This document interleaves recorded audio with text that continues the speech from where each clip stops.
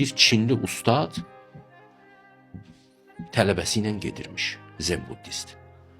Tələbəsi ilə gedirmiş və tələbə yolda bir tısbağa görür. Görür ki, tısbağa yeriyir, deyir, nə qəribə bir məxluqdur tısbağa müəllim. Biz həmişə görmüşük ki, ət sümüyü örtür. Bu dəfə sümük əti örtübdür. Acayip. Müəllim də baxır buna, bilir sual hardan doğur.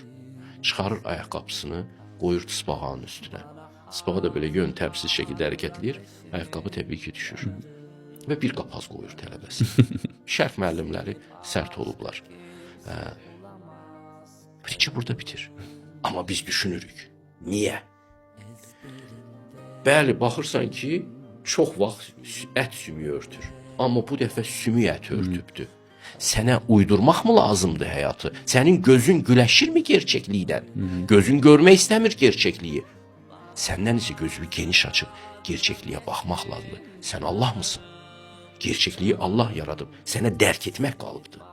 Sən dərk edənsən. Sən dünyanı yaradan deyilsən. Sən isə gözünlə belə yaramazlıq eləyirsən.